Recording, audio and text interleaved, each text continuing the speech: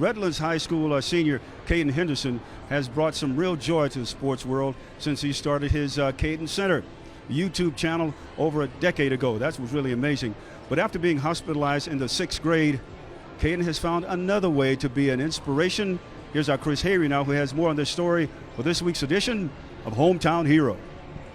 Hometown Hero, sponsored by Rotolo Chevrolet. Hello, welcome to Caden Center. I am here with superstar center fielder for the Los Angeles Angels, Mike Trout. Mike, are you ready to get started with some questions? I am, buddy. Let's go. I've always been interested in being able to talk about sports, like it's just whether it's just with my friends or, just to anyone really. So the idea of, being on the mic, you're talking about what's going on in the game, you're interviewing all the players, it just really clicked with me at a really young age, probably around 5 or 6, just listening to all the local broadcasters, guys like Vin Scully, looking up to them, and that's when I really, got into it and wanted to make it my career. Welcome to Caden Center. I'm here with USC basketball coach Andy Enfield. So Caden Center started when I was 5 years old. My mom randomly recorded me reading off the scores from a newspaper of the games from baseball the previous night. Indians won the Orioles 5-1. And then from there, a couple years later, when I was more interested in starting doing interviews and meeting people, I kind of took it over and started doing my own thing and started reaching out and interviewing and getting all that going. It is so overwhelming. It's so hard not to start crying, to watch where he's come from to where he is now, how he handles it so effortlessly. Welcome to Caden Center. I am here with host of Inside the NBA on TNT, Ernie Johnson. Ernie, are you ready for some questions? No. Too bad, we'll do them anyway. Just to watch his dreams come true, honestly. And we made a joke after we interviewed Mike Trout. I'm like, should you retire now? That was kind of, we never thought we'd get there, and we did. So it was so exciting. I'm just so proud of him. He really prepares and focuses. It's not like he just walks in and what happens, happens. I'll just share my opinions. He does a really good job, I think, as a journalist. And I'm so proud of him. There aren't really words to describe it. A few years ago, I was in the hospital for a minor stomach issue at Loma Linda. And when I got out, obviously seeing other patients who are going through much worse things than I was, things like cancer and stuff like that, I really felt bad. And when I was at the hospital, I had this small teddy bear with me, and it was really like an icebreaker. And nurses started talking like, "Oh, what's the bear's name?" and stuff. So when we got out of the hospital and me and my mom settled down, we were like, we should be able to give back. So we decided to start a teddy bear drive. And we did that for 3 years, and then obviously with COVID, it kind of affected, giving bears lots of, germs and stuff like that. So we switched over to an iPad drive, which we've been doing the last couple of years since COVID hit. What does it mean to give back? Why does it bring you so much joy?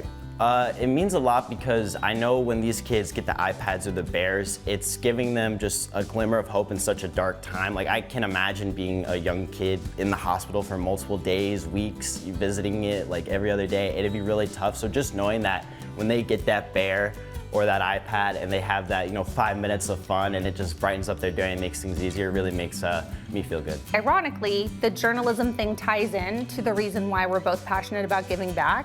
If it wasn't the yeses from those athletes, those celebrities, the gatekeepers, the kindness they showed to us all these years has made both of us think about, are we kind in our lives? Are we giving back to people? Do we give people opportunities when we have the power to?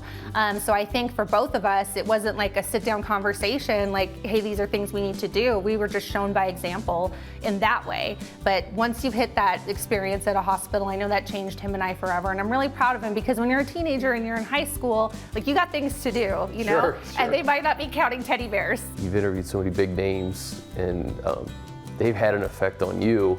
Yeah. And that you get to affect these kids in a positive way. Do you ever think of it that way? I haven't, not until you brought it up just now, but yeah, I have, the people I look up to that, have helped me along my way, and now I'm, giving back to some kids to help them even just for a few seconds. I'm so proud of him, and I really hope that as he becomes an adult, he carries that spirit with him forever. And Caden joins us now on the set. Thank you. Thank you for not only for being here, but for everything that you have done and are doing. Do you know how much of an inspiration you are to others? I really hope I am, and I hope that some people definitely follow in my path and give back to the community.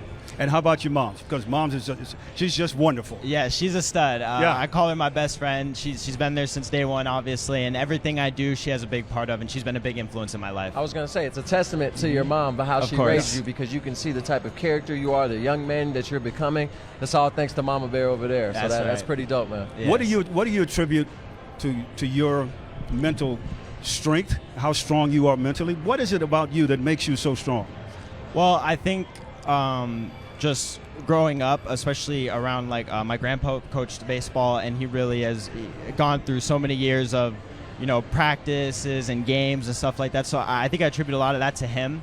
And obviously going through the hospital and stuff like that, that really helped me and inspired me to do stuff like this. So I definitely have to give those two events big props. Sure. Wants to be a sportscaster. Wants to be a sportscaster. Already is. Already, I was going to say, you have far more experience in this than I do. You could be cutting my checks. So what I'm saying, what's it like interviewing some of these athletes that you've been? Like, do you get starstruck at all?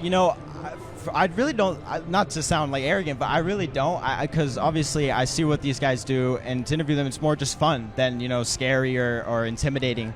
So meeting those guys is just great. I don't really get scared. It's just, I know I'm lucky, and I'll forever be grateful for the guys I've met, like Mike Trout, at such a young age that kids can only dream of, but I definitely don't get starstruck. I just enjoy the experience. Can you do us a favor and just stay here with us on the set? Yeah, for sure. I'd love to. Okay, here we go. When you talk about this is kind of crazy what's going on with the silver and black now. We talked about it the last few weeks. We thought they hit a U-turn. We thought they had found their momentum and they got the offense going and the running game is going to save them. And then they revert back to the Raiders we saw earlier in this year. No potency in the offense, no rhythm. It's just the Devontae Adams, Derek Carr show. And if Josh Jacobs isn't answering, the Raiders are going to lose the game. Watch this. All right, Caden, your thoughts. All right, obviously the Raiders have been struggling, and that continued. And I didn't really think they turned a corner at any point, really. I think since the beginning of the season, that opener versus the Chargers, they've just been off and everything about them. But also give credit to the Colts. You got Jeff Saturday coming in, everyone critiquing that hiring. So it's a big win for them as well. But the Raiders are they're lost right now. Sounds like he's been doing it all along, doesn't it? Hey, guys, I'd be remiss if I didn't give my guy Caden a shout-out. He was awesome. And, Caden, I want to ask you, what do you think are maybe the one or two keys to victory for the Bolts tonight, bud?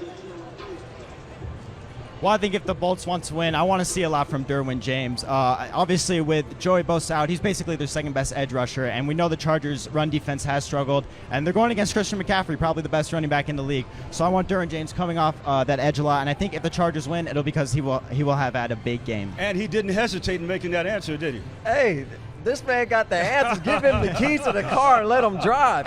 I agree. I think the Chargers defense will have to step up tonight. A lot of missing pieces on the offense. Right.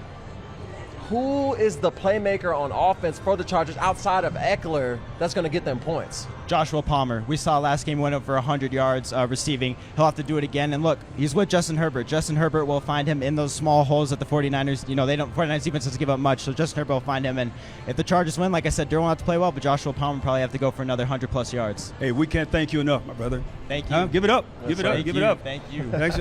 He's amazing. Caden, thank you so much for being with us.